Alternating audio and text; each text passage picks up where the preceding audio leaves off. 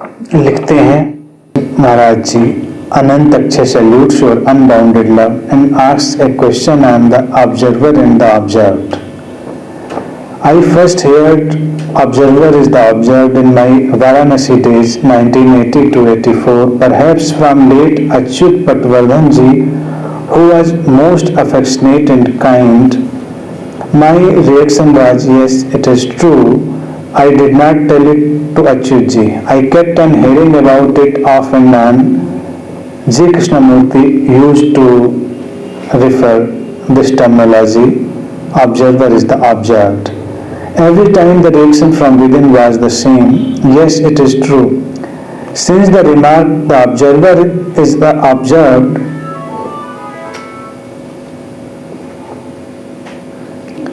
keeps coming up again and again, I now have a passing doubt about my understanding, which reads thus: K.K. Singh, you have not understood. It is not what you think.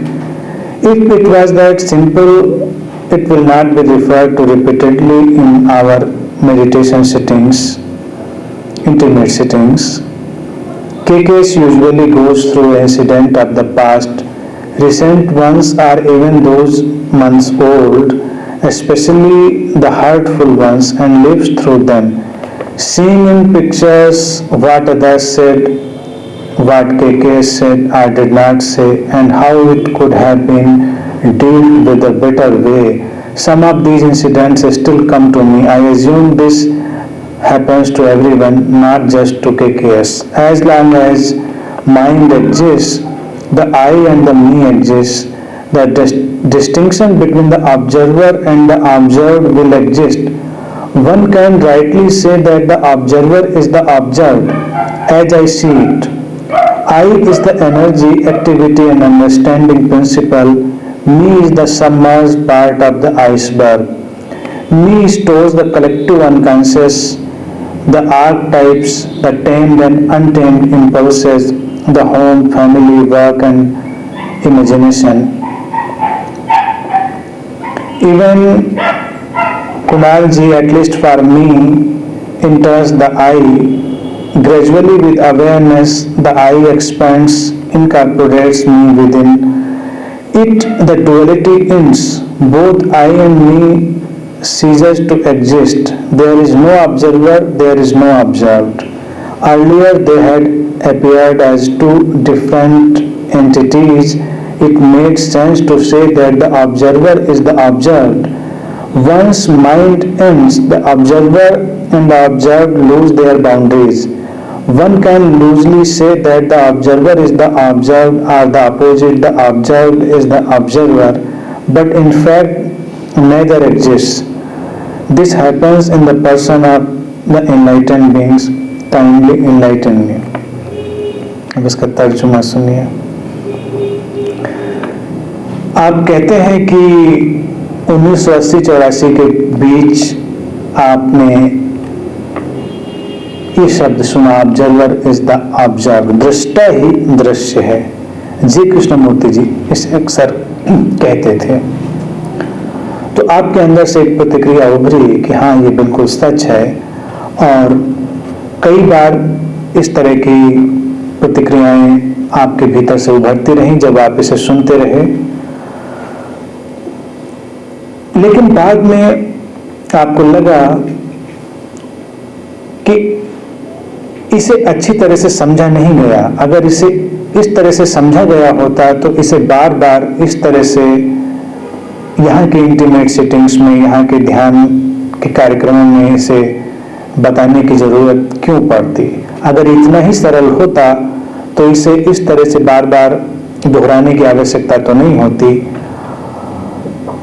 और आप अतीत की कुछ घटनाओं में मानसिक रूप से गुजरते हैं जो कि थोड़ी सी हार्टफुल थी, चोट पहुंचाने वाली थी, और एक तस्वीर उभरती है जिसमें दूसरे किस प्रकार के थे, क्या कर रहे थे, कह रहे थे, और आप क्या कर रहे थे, कह रहे थे। और फिर आप उसको दूसरे दृष्टिकोण से देखते हैं तो लगता है कि इसे कुछ और बेहतर ढंग से भी शायद हैंडल किया जा सकता था इसे, और अच्छी तरह से समझा जा सकता था। और ये भी लगता है आपको कि ये घटनाएं तो प्रायः सभी के साथ होती रहती हैं। और प्रश्न का जो सार है वो ये है कि जब तक मन हमारा अस्तित्व में है तब तक मैं, आई एंड मी जो है ये शब्द है, ये मुझ को हिंदी में इसको ट्रांसलेट करते हैं मुझ, मैं और मुझ। अब ये अंतर जो है ऑब्जर्वर और ऑब्जर्वर का इस मैं और मुझ के साथ बना रहता है। आई आपको लगता है कि जो मैं है ये एक ऊर्जा है, एक सक्रियता है, एक समझ है और एक आधारभूत अवस्था है।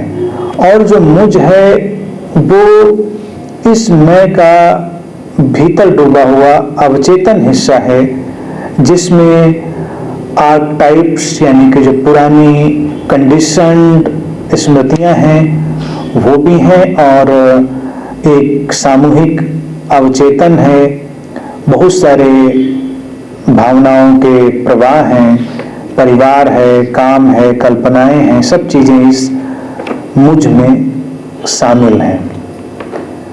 और आपको लगता है कि जो मैं का जगत है, द स्टेट ऑफ आई, उसमें बहुत कम लोग प्रवेश करते हैं, कुछ समृद्ध लोग। और फिर जब ये द्वैत समाप्त होता है, आई एंड मी या मैं और मुझ समाप्त हो जाता है, तो ऑब्जर्वर और ऑब्जर्व्ड भी नहीं रहते। तो आपको लगता है कि क्या एक समृद्ध व्यक्ति जो होता है वो इस द्वैत से पार होता है और उसमें दृष्टा और दृश्य का जो द्वैत है वो समाप्त हो चुका होता है? क्या ये कहना उचित है कि दृष्टा ही दृश्य है, या ये कहना उचित है कि ना कोई दृष्टा है ना कोई दृश्य है? ये आपके प्रश्न का सार है।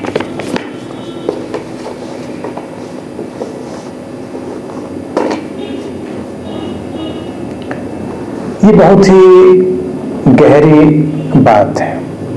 जी कृष्णमूर्ति का पूरा दर्शन इस बात के चारों ओर ही फैला हुआ था। लेकिन गहरी बातें भी समझनी चाहिए, जाने कब कौन सी बात समझ में आ जाए। तो मैं समझता हूं कि बातें चाहे प्रारंभिक हों, एलिमेंट्री हों या बहुत ही ट्रांसेंडेंटल हों, बिल्कुल चेतना के शिखर की हों, तुम्हें हर बात से लेकर हम चलें। और हमारे बात करने का ढंग भी यहाँ पर यही रहा है कि हम तुमसे हर तरह की बात करते हैं, और बात करते समय ये पूरी तरह मुझे पता होता है कि इसमें से सब कुछ तुम्हारी समझ में आने वाला नहीं है, और मैं जानबूझकर उतना हिस्सा छोड़ता भी हूँ। यानी कि करीब करीब 20% तो इतना छोड़ ही देता हूँ कि जो तुम्हारी समझ से परे है। 80% तक अगर आ जाता है तो तुमने समझ ली पूरी बात, और 20% कभी समझ में आएगा भी नहीं। ये मत सोचना कि कोशिश करोगे तो समझ में आ जाएगा, वो कभी नहीं आएगा। वो रहस्य है, वो मिस्ट्री का जगत है। अब अगर कोई उस 20% को समझने की चेष्टा में ही लग जाता है तो बहुत तनावग्रस्त हो जाता है। दृष्टा और दृश्य के विभाजन की तरह, ऑब्जर्वर और ऑब्जर्व के विभाजन की तरह जो बातें हैं जीवन में, उनके भी 3 विभाजन हैं: अज्ञात, अज्ञात और अज्ञेय, नोन, अननोन और अननोएबल। नोन वो है जिसे हम जानते हैं, अननोन वो है जिसे हम नहीं जानते हैं लेकिन जाना जा सकता है। कोशिश करेंगे, समझेंगे तो वो अज्ञात ज्ञात बन जाएगा, अननोन एक दिन नोन बन जाएगा। कल जो अननोन था आज नोन बना है, जो आज अननोन है कल को नोन हो जाएगा, ज्ञात हो जाएगा। लेकिन इन दोनों स्थितियों के पार एक स्थिति है अननोएबल, अज्ञेय, जिसे जाना ही नहीं जा सकता। तुम चाहे जितना प्रयास करो वो रहस्य ही बना रहेगा, तुम जितना आगे बढ़ोगे वो और पीछे सरक जाएगा। हमारा जो चेतनागत स्वरूप है वो अननोएबल, अज्ञेय है। मैं और मुझ का जो विभाजन आपने किया है वो भी अच्छा है। मैं एक बहुत ही व्यापक घटना है। हालांकि मैं के ही विरोध में लोग बहुत बात बोलते रहते हैं, अज्ञानतावश, कि इस मैं को समाप्त करो, जबकि ये मैं कभी समाप्त होता नहीं, ये मैं एक्सपैंड होता है। और एक दिन ये मैं इतना एक्सपैंड हो जाता है कि ये ऑल इंक्लूसिव हो जाता है, इसमें सब कुछ शामिल हो जाता है, कुछ भी इससे बाहर नहीं रह जाता, और वही परमात्मा की अवस्था है, या वही हमारी परम चेतना की अवस्था है। लेकिन क्या मैं सचमुच में एक्सपैंड होता है या हमको ऐसा प्रतीत होता है, ये प्रश्न उठता है। मैं अभी भी उतना ही सर्वव्यापक है, केवल हमारा जो परसेप्शन है, हमारा जो देखना है, वो एक्सपैंड होता है। मैं वहीं का वहीं है, चेतना वहीं की वहीं है, केवल हमारे दृष्टि की जो व्यापकता है वो बढ़ती है। यहीं पर दृष्टा और दृष्टि का जो रहस्य है उसे तुम समझ सकते हो। वो पहले से ही ऐसा है, ऐसा नहीं है कि किसी एक बिंदु पर आकर दृष्टा दृश्य में बदल जाता है। दृश्य जो तुम्हें दिखाई दे रहा है, दृष्टा जो देखने वाला है, और इन दोनों के बीच में जो है वो है देखने की प्रक्रिया, process of seeing, process of observation. साधना में और समझ में हम जिस पर काम कर रहे हैं, ना हम दृष्टा पर काम कर रहे हैं, ना दृश्य पर काम कर रहे हैं। हम जो काम कर रहे हैं वो इन दोनों के बीच घटती हुई देखने की प्रक्रिया पर, प्रोसेस ऑफ ऑब्जर्वेशन पर, और ये हमारा प्रोसेस ऑफ ऑब्जर्वेशन एक्सपैंड होता है। अभी हमारी ऑब्जर्व करने की जो क्षमता है वो सीमित है, तो हम सीमित जान पड़ते हैं, हम लिमिटेड जान पड़ते हैं, और फिर हमारी देखने की क्षमता व्यापक हो जाती है, महसूस करने की क्षमता बढ़ जाती है, तो हम अपने को व्यापक महसूस करने लगते हैं। लेकिन ये व्यापकता आई नहीं है, ये ऐसा नहीं कि पैदा हुई है। कभी कभी हम ध्यान विधियों में भी इसका सहारा लेते हैं, जैसे SRN में, सेल्फ रिमेम्बरिंग मेडिटेशन में मैं तुमको कल्पना के लिए कहता हूं कि तुम अपने आप को एक्सपैंड होता हुआ अनुभव करो, विस्तार में जाता हुआ। तो ये कल्पना केवल तुम्हारे प्रारंभिक सहयोग के लिए है, ये केवल तुम्हारे प्रोसेस ऑफ ऑब्जर्वेशन को सक्रिय बनाने के लिए, उसे एक्टिवेट करने के लिए है। वस्तुतः न तुम सिकुड़ते हो न फैलते हो, वस्तुतः तो तुम जैसे हो वैसे ही हो, तुम अभी भी उस सर्वव्यापकता के ही हिस्से हो, वैसे ही हो। बस एक क्षण तुमको ये दिखाई दे जाता है और एक क्षण तुमको ये दिखाई नहीं देता। तो ये जो दृष्टा और दृश्य का अंतर संबंध है, इंटर रिलेशन है, ये जीवन के सर्वाधिक गहरे रहस्यों में से एक है। अगर इसको थोड़ा सा तुम अनुभव कर सको तो तुम्हारी अड़चनें, समस्याएं बंद हो जाएं। समस्याएं इस प्रकार बंद हो सकती हैं क्योंकि अगर जो देखने वाला है और जो देखा जा रहा है वो एक ही घटना है जो दो ध्रुवों की तरह से जान पड़ती है, तो ये तुम्हारा ही विस्तार है, तुमसे कुछ भी अलग नहीं है। जो तुम्हें अच्छा लग रहा है, बुरा लग रहा है, वो तुम्हारा ही प्रोसेस ऑफ ऑब्जर्वेशन है। जैसे तुम किसी व्यक्ति को देख रहे हो, तुम्हें वो अच्छा नहीं लग रहा, तो ये तुम्हारी देखने की प्रक्रिया का ही ढंग है। वो व्यक्ति ना अच्छा है ना बुरा है, वो अच्छा और बुरा नहीं है, केवल तुम्हारा प्रोसेस ऑफ ऑब्जर्वेशन किसी प्रकार से इस घटना को तुम्हारे लिए इस प्रकार प्रकट कर रहा है। उसमें शायद कोई डिस्टॉर्शन है, शायद वो प्रक्रिया उतनी सहज और प्रवाहपूर्ण नहीं है। कभी तुम्हें कुछ अच्छा लग रहा है, व्यक्ति, घटना या परिस्थिति, तो घटना या परिस्थिति या व्यक्ति अच्छा नहीं है, तुम्हारे जो देखने की प्रक्रिया थी, जो प्रोसेस ऑफ ऑब्जर्वेशन था, वो क्लियर हो गया था, फ्लोइंग हो गया था, अनऑब्स्ट्रक्टेड हो गया था, और तब तुम्हें वो अच्छा दिखने लगा था। क्योंकि अच्छा क्या है? अच्छा है एक हार्मनी, और बुरा क्या है? डिसहार्मनी। हार्मनी नहीं है तो तुमको वो अच्छा नहीं लगता, हार्मनी है तो तुमको अच्छा लगता। संगीत और शोर में अंतर क्या है?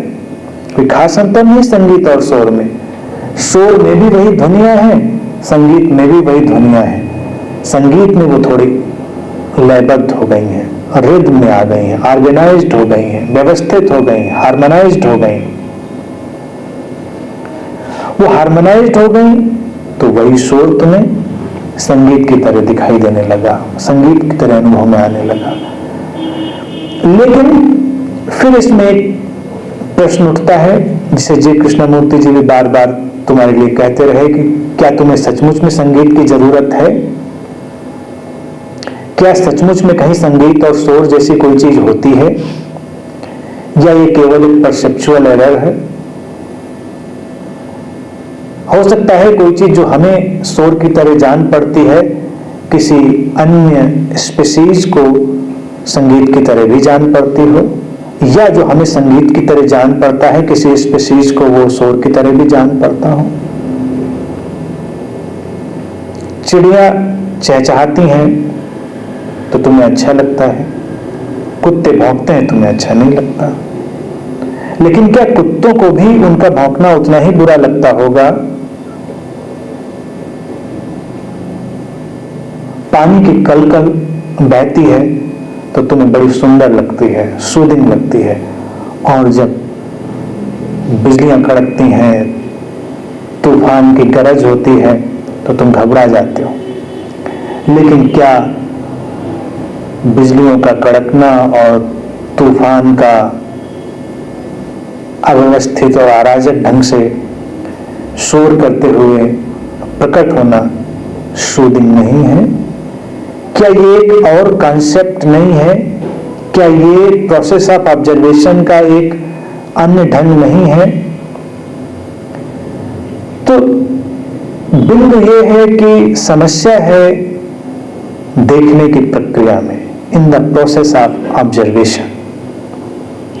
साधना में ना हम ज्ञान की तलाश कर रहे हैं, ना हम किसी अन्य रहस्यमय प्रक्रिया को खोज रहे हैं। साधना में जब हम काम कर रहे हैं तो बहुत ही सूक्ष्म और रहस्यमय ढंग से हम इस देखने के ढंग को, जो दृष्टा और दृश्य को जोड़ रहा है, उस सेतु पर हम काम कर रहे हैं। और एक दिन जब ये देखने की प्रक्रिया पारदर्शी हो जाती है, तुम्हारे अपनी कंडीशनिंग से मुक्त हो जाती है, तब ये दो बिंदु की तरह तुम्हें दिखाई देने वाली घटना नहीं रह जाती, वो द्वैत की तरह की घटना नहीं रह जाती, वो एक ही फैलाव है। अब जैसा कि बीच में जो प्रश्न में टुकड़ा है कि बहुत स्मृतियां जो उभरती हैं अच्छी नहीं भी लगी, और फिर लगता है कि अगर समझ को और ढंग से उपयोग किया गया होता तो शायद वो परिस्थितियां भिन्न भी हो सकती थी। तो यहाँ पर भी हम इसी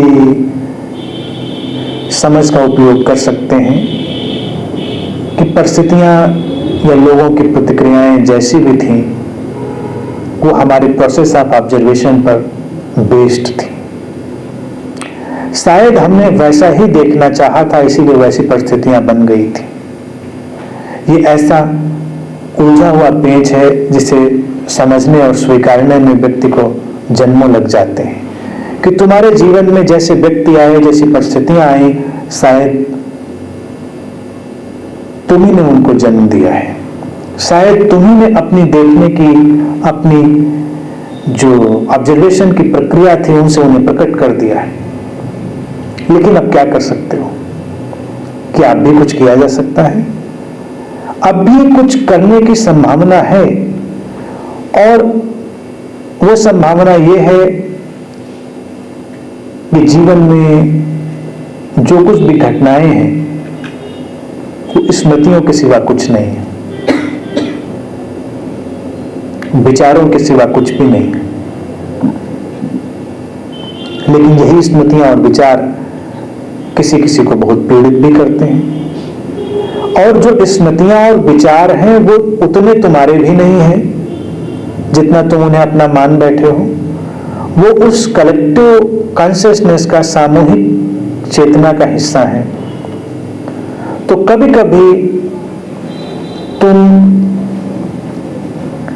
अपने विचारों और स्मृतियों को भी उसी प्रकार देख सकते हो जैसे तुम किसी और के विचारों को या स्मृतियों को देख रहे हो, और वो है उतनी ही दूरी पर। कोई चीज तुमसे 1 फीट दूर रखी है और कोई चीज तुमसे 10 फीट दूर रखी है, दूर दोनों रखी है। कोई तुमसे थोड़ा नजदीक है इसी से तुम्हारी अपनी नहीं हो जाती, और कोई तुमसे थोड़ा दूर है इसीलिए तुमसे दूर नहीं हो जाती। तुम्हारा मन जो है वो तुमसे थोड़ा सा दूर है, और दूसरों के जो मन है वो थोड़ा सा और दूर है, लेकिन दूरी है। तुम्हारी चेतना और तुम्हारे मन के बीच में एक गैप है, एक अंतराल है। और मनुष्य के जीवन में रूपांतरण के लिए, चमत्कार के लिए इस गैप में, इस अंतराल में प्रवेश करना ही होता है। हम आइडेंटिफाइड हो जाते हैं अपने माइंड से, अपने मन से, जबकि अगर हम जांच पड़ताल करें तो हमारा मन भी कितना हमारा अपना है ये भी शोध का विषय है। तुम्हारे मन को भी पीढ़ी दर पीढ़ी तराशा गया है, तुम्हारे मन को भी सदियों में निर्मित किया गया है, और वो तुम्हारे अंदर बस बहता हुआ चला आया है और तुमने उसको अपना मान लिया है। समस्या खड़ी हो गई। तो अपनी स्मृतियों और विचारों को थोड़ा दूर होकर देखने की जरूरत है, वो उतने तुम्हारे अपने नहीं है। फिर जैसे हर विचार को बदलने की संभावना है, जैसे तुम एक पैराग्राफ लिख रहे हो और लिखते लिखते फिर तुमको लगता है कि इसको ऐसे लिखा जा सकता है, फिर तुम्हें लगता है नहीं इसको और अच्छे से ऐसे लिखा जा सकता है, फिर तुम उसको 8-10 बार पढ़ते हो तो तुमको लगता है कि ये इस तरह से बहुत अच्छा लिखा जा सकता है, तो तुम उसको अंततः लिख लेते हो। तो जीवन की बहुत सारी घटनाओं पर भी तुम यही काम कर सकते हो। उनको अपने स्मृति पटल पर, अपनी मेंटल प्लेट पर देखो, और फिर जो तुम्हें अच्छा नहीं लगता उसको सुधार दो, उसको काट दो, एडिट कर दो। और जो तुम्हें लगता है कि हमने काश ऐसा किया होता जो ज्यादा बेहतर होता, तो वैसा अपने मानसिक जगत में करके देखो। भगवान बुद्ध के जीवन की घटना है और बहुत ही उपयोगी है। वो आनंद के साथ जा रहे हैं और उनके कंधे पर एक मक्खी बैठती है, वो उसे उड़ा देते हैं। बहुत ही प्रसिद्ध घटना है भगवान बुद्ध के जीवन की। थोड़ी दूर आगे जाने के बाद वो रुकते हैं, फिर अपना हाथ उठाते हैं और फिर मक्खी उड़ाते हैं। तो आनंद जी देख रहा होता है, वो पूछता है कि भगवान, मक्खी तो पहले की उड़ गई, अब क्या उड़ा रहे हैं? तो भगवान बुद्ध कहते हैं कि आनंद, अब मैं वैसे उड़ा रहा हूं जैसे उड़ाना चाहिए था। उस समय तुमसे बात कर रहा था, बातों में खोया हुआ था और मक्खी को बस उड़ा दिया। वो चेतन ढंग नहीं था। अब मैं पूरी चेतना से उसको उड़ा रहा हूं। आनंद पूछता है लेकिन मक्खी तो कहीं है नहीं, तो इससे क्या अंतर पड़ता है? तो भगवान बुद्ध कहते हैं कि इससे बहुत अंतर पड़ता है। इससे पूरी व्यवस्था में अंतर पड़ता है, क्योंकि अगर किसी कृत्य को सुधार कर दिया गया तो वो कृत्य की पूरी जो धारा है वो सुधर जाती है। क्योंकि कोई भी एक्शन एक स्ट्रीम की तरह, एक धारा की तरह चलता है, वो धारा बही चली जा रही है। लेकिन कभी हमें लगता नहीं कि इस धारा को सुधारा जा सकता है, तो हम उसको बस बहने देते हैं। लेकिन जो धाराएं हैं उन्हें परिवर्तित किया जा सकता है, और परिवर्तित करने का एक ही ढंग है, change in the process of observation, देखने की प्रक्रिया में बदलाव, कि अब अगर किया होता तो कैसे किया होता। कभी किसी ने तुम्हें अपमानजनक बात कह दी और दृष्टा और दृश्य थे, ऑब्जर्वर और ऑब्जर्व थे, दो टुकड़ों में टूट के बिखर गए, क्योंकि जिसने अपमानजनक बात कही है वो दृष्टा का हिस्सा कैसे हो सकता है। उससे तुम्हें बदला लेना है, उससे प्रतिक्रिया करनी है, उसको जवाब देना है, तो उसको अलग होना ही चाहिए, नहीं तो तुम कैसे उलझोगे उससे। अगर तुम ये मान लो कि तुम्हारा ही हिस्सा था तो तुम बोल सकते हो अपने साथ तुम कितनी नाइंसाफी करते हो, कभी अपने प्रति प्रतिक्रिया से नहीं बढ़ते। अपने साथ व्यक्ति कितना अत्याचार कर लेता है, पता नहीं क्या क्या अत्याचार करता है। क्योंकि अपने साथ दूरी थोड़ी कम है तो तुमको एहसास नहीं होता, दूसरे के साथ दूरी थोड़ी बड़ी हुई जान पड़ती है, तुमको लगता है ये हो गया। लेकिन अब जब तुम अकेले बैठे हो तो उस पूरी घटना को अपने स्मरण में लाकर और तुम उस तरह से अपने मानसिक जगत में प्रतिक्रिया अनुभव कर सकते हो, तो तुम उसको उसी तटस्थ जागरूकता के साथ देखकर उस पर अपना काम कर सकते हो। जीवन में ये सूत्र बहुमूल्य है और फिर इसको अगर आगे फैलाएं तो तुम्हारी हर समस्या और जीवन की हर उपलब्धि में सहयोगी है। अगर बाहरी जगत तुम्हारा ही फैलाव है, बाहरी जगत से तात्पर्य फिर वही ऑब्जर्व से है, जो देखा जा रहा है, जो दृश्य है।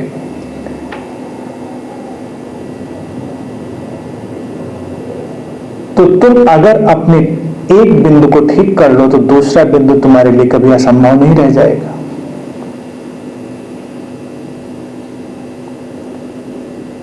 जैन दर्शन में जो बुद्धिज्म से निकला, उसमें ध्यान की पद्धति के तौर से तीरंदाजी सिखाते हैं, आर्चरी। और वो कहते हैं कि जो लक्ष्य है वही तीर है। The arrow is the target, तीर ही लक्ष्य है। तो जो धनुष चलाने वाला होता है, जो हाथ में तीर पकड़ता है, तो उसकी ट्रेनिंग यही दी जाती है कि तुम अपने तीर के प्रति जागो और अपने तीर में तुम डूबो और लक्ष्य तीर को फिर अपनी ओर खींच लेगा। लक्ष्य और तीर अलग नहीं है, लेकिन जब तुम लक्ष्य को भेदने के लिए तीर चलाते हो तो लक्ष्य थोड़ा दूर हो जाता है। और जब तुम तीर में ही संपूर्णता से, अपने एरो में ही टोटलिटी में एब्जॉर्ब होते हो, तो लक्ष्य और तुम्हारा तीर, एरो और टारगेट एक दूसरे में मर्ज हो जाते हैं और फिर तुम आंख बंद करके भी तीर चला दोगे और लक्ष्य में जाके लगेगा। और उस साधक की सफलता इसी में मानते हैं कि उसके आंख पर पट्टी बांधकर उसके हाथ में तीर दे दिया जाए और बस कहीं से भी तीर छोड़ दो, सीधे जाके लक्ष्य में लगता है, क्योंकि लक्ष्य उसे खींच लेता है। अलगाव नहीं, लेकिन हम लक्ष्य पाने के लिए बहुत मेहनत करते हैं, बहुत एफर्ट करते हैं, क्योंकि हमको इस द्वैत की अड़चन पकड़े रहती है। हमको लगता है कि वो कहीं बाहर की चीज है जिस पर हमें काम करना है, जिसको हमें अपने नजदीक लाना है, लेकिन काम तो हमको अपने एरो पर करना है। द एरो ऑफ कॉन्शियसनेस, जो हमारी चेतना का तीर हमसे निकलकर बाहर की ओर जा रहा है, हमको काम उस पर करना है। इसे साधना सारी अपने ऊपर है, दूसरे के ऊपर थोड़े ही है।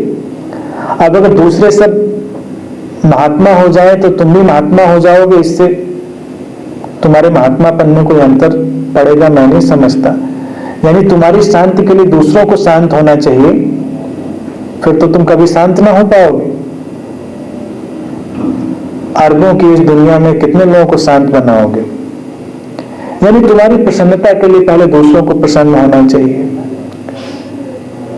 दूसरों को तुम्हारे साथ ऐसा व्यवहार करना चाहिए, दूसरों को तुमसे ऐसे पेश आना चाहिए, परिस्थितियां ऐसी होनी चाहिए प्रकृति को इस तरह से चलना चाहिए, तुम सब कुछ बाहर की तरफ फैला रहे हो, यानी कि तुम दृश्य में उलझे हुए हो।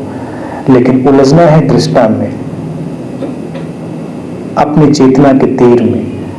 तब क्या होता है, ये द्वैत मिटता है और दूसरे केवल तुम्हारे ही भीतर से निकली तरंगों का रिफ्लेक्शन बदल जाएंगे। तुम्हारे लिए तुम्हारी दुनिया बदल जाएगी, तुम्हारे लिए तुम्हारा लक्ष्य बदल जाएगा।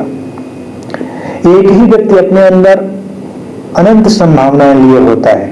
वो मित्र भी है, शत्रु भी है, वो अच्छा भी है, बुरा भी है, राम भी है, रावण भी है। तुम्हारे लिए अगर सामने रावण का चेहरा आ गया है तो दूसरे को दोष मत देना। तुम ये देखना कि तुम्हारे दृष्टा में ऐसा क्या पैदा हो गया था कि तुमने उसको आकर्षित कर लिया है।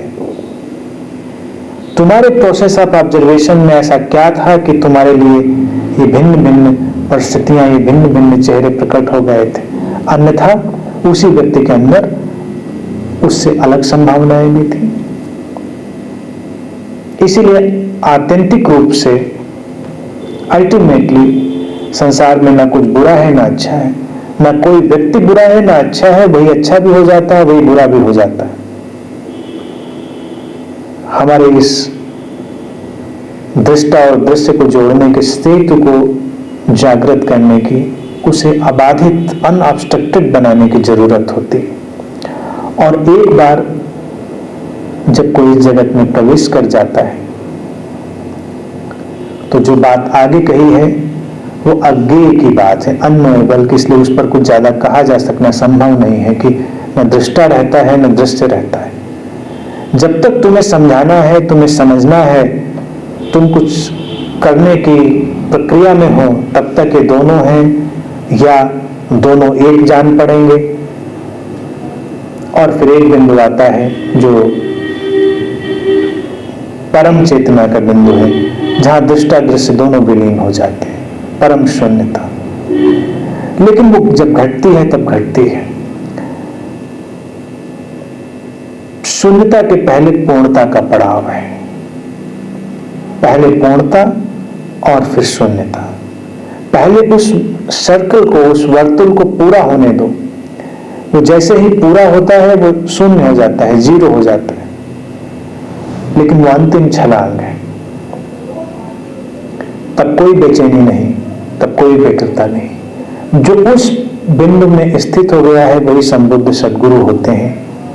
अब उनको कुछ करना नहीं है, बस घट रहा है। उनके माध्यम से अस्तित्व की धाराएं बह रही हैं। जो घट रहा है वो घट रहा है, ना उनके लिए कुछ अच्छा है ना कुछ बुरा है। द्वैत समाप्त हो गया है। तो पहले तो तुम द्वैत से चलते हो और द्वैत को जोड़ने का जो सेतु है, देखने की प्रक्रिया, उस पर काम करते हो, उसको शुद्ध बनाते हो, प्रवाहपूर्ण बनाते हो। और जितनी ही वो प्रवाहपूर्ण होती है उतना ही तुम्हारा द्वैत समाप्त होता है, उतना ही द्वैत मिटता है। और एक दिन तुम देख पाते हो कि हाँ नहीं, ये एक ही बात है। और फिर जब तुम इसको कुछ समय तक पूरी तत्परता से, परिपूर्णता से अनुभव कर पाते हो तो एक दिन वो पूर्णता भी विलीन हो जाती है, शून्यता में बदल जाती है। देखने की प्रक्रिया, एक और उदाहरण समझे, ऐसे काम करती है जैसे कि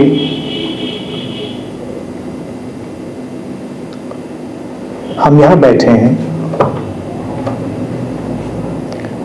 और कोई दूसरे कमरे में बैठा है।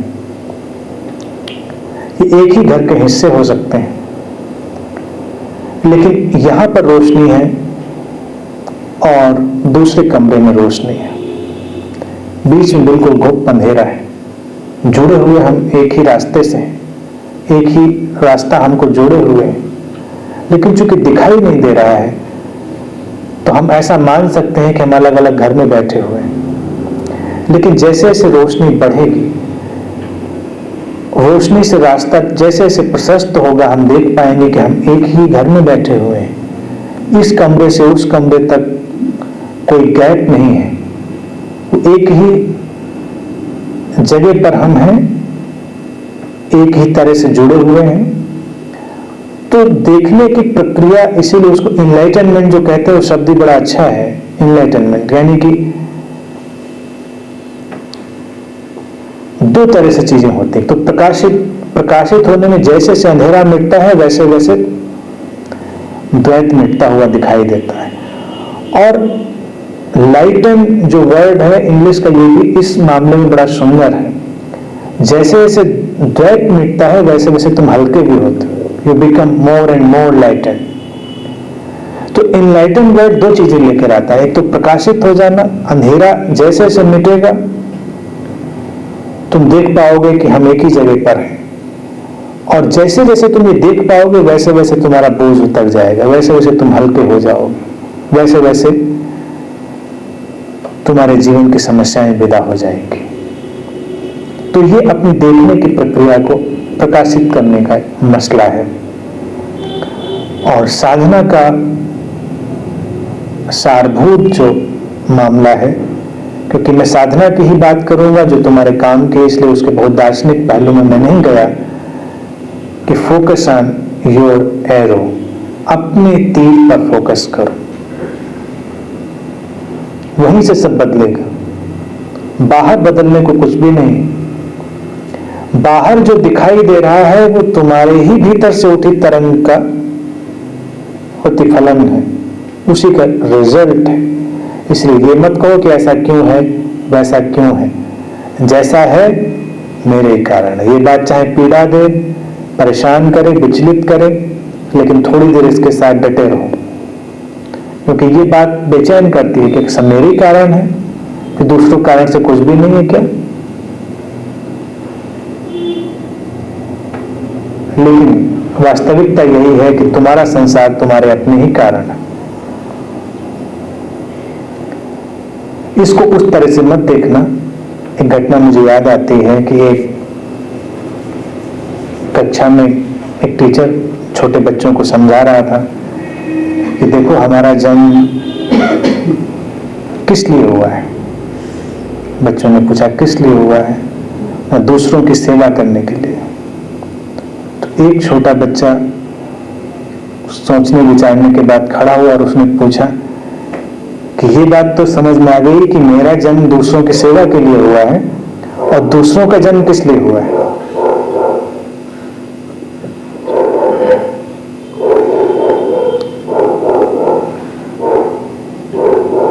तो इस घटना का भी जो सार है कि अपनी अपनी सेवा खुद करें,